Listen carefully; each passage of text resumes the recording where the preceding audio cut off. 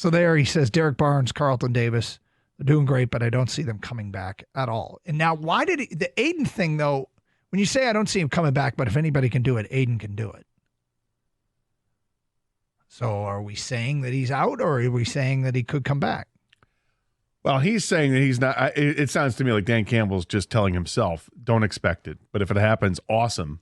It's like a gift, but you're not expecting it all. Yeah. Prepare like he's not, which is probably the right way to approach this, because that would be, I mean, that's it would be such a progression in that timeline for him to come back. It'd almost be like a miracle he's able to do it, even though you're seeing videos of him running in water and areas at the game, and he looks like he's rehabbing very well and all this, but to come back from a severe injury like that quickly, seems just not realistic. Gator is the word you're looking for. Yeah. It's not happening, guys. I'm sorry. It's Aiden Hutchinson is not going to be playing for the Detroit Lions this year in the Super Bowl or any time during the playoffs. Period. End of story. Jeez, Khang. Will you shoot the boot guarantee that? Doug, I'm willing to bet you 10-1 lunches. But you didn't want to shoot the boot, did you? Hold on. I'll shoot the boot too. Wait a sec. Oh. Hold on. I don't know if I'd prefer. I think I want the bet. There 10-1 lunches. Yeah. You actually gained something. 10-1? 10-1, Doug. He said 2. He said also. As in both. Sure, but I want to make sure. I need to think about. I love how you're keeping me at bay with the waving. I am. I need to. Hold on. I need to compartmentalize what he just said. Yeah. If Aiden Hutchinson plays in the Super Bowl, you will buy me 10 lunches? Correct. Gator, you know how Spider-Man has Spidey sense? Yeah.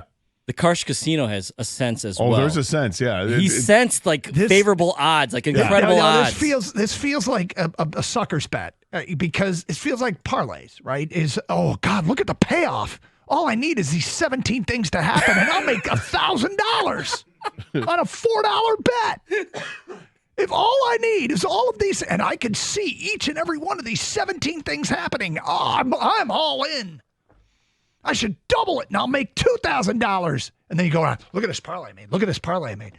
Am I going to make this bet because I might get 10 lunches? It's all about the reward, man. Okay, well, hold on. Let me stop it. What if the Lions, dare I say it, but if they don't make it to that game, do you win the bet? It's a push. All right. What do you think, Doug? This is awfully enticing. Oh, this is.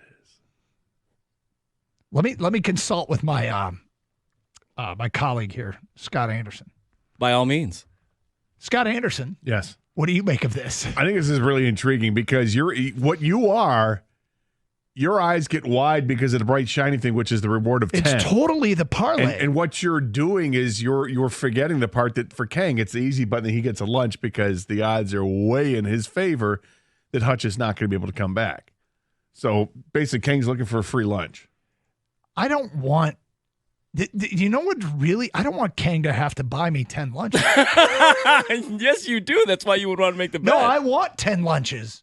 I don't want you to have to buy me 10 lunches. Well that's up to you to say. If you end up winning the bet, you can always, Let's do value menu stuff. All right, Cena. Yeah, I'm not sure we're going to see eye to eye on what I want for lunch, what I'm getting for lunch. He's like, I will present to you a menu, and you get to pick from the menu. We'll spread these things out throughout the year. I don't have to buy you 10 consecutive lunches or anything. It could be a hamburger, or it could be a cheeseburger. If you don't want the cheese, we get it. Look, it's 10-1. I mean, really, it's just, do you think he's going to play or not? If you think there's no way, if you trust Dan Campbell, it's just not happening. Well, why would Dan Campbell say? Yeah, he left the door open. Yeah, why would he leave the door open? First, he says he's not playing. But if anybody can, okay, what did you just do there, Dan?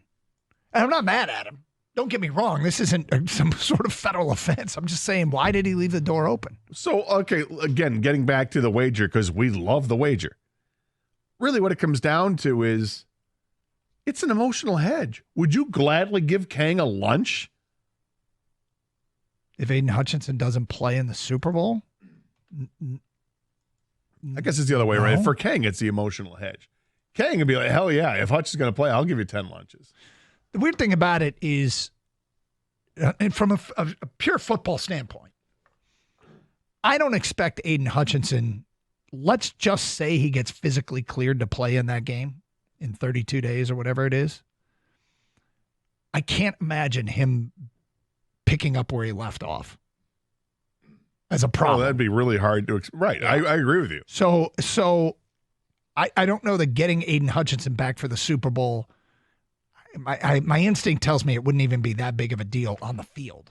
Like it'd be an emotional boost and everybody'd be fired up. But I'm not sure that Aiden Hutchinson rushed back, because you know what he wouldn't have? He would literally like just be cleared to play and just be cleared to get it, practice. Okay. Let me put this in your head. Okay. Somebody just came back to the team ahead of schedule by a couple of weeks. And had we had this discussion last week, and we really didn't talk about it too much, but had we talked about what kind of impact we really expect Anzalone to have on Sunday night against the Vikings, I think you and I both would have said, I don't expect much. Maybe it's going to be a situational thing. I think actually I may have even said something to the effect of, I expect him to get like maybe at best 60% of the snaps. At best, I don't know. Just don't see it. And what does he do? He comes out there, leads the team from moment one on the defense, along with, he just leads the team. And he didn't miss a beat. Did not at all. He missed one snap. One defensive snap. One snap.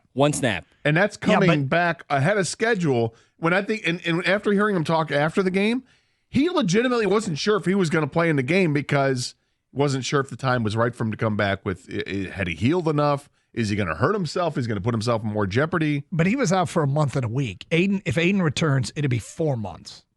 Fair enough, but he was supposed to be out for 6 to 8 weeks, and it ended up being 5. Yeah. And an iffy 5, but he played and played awfully well. My initial response to your offer is I will accept the bet.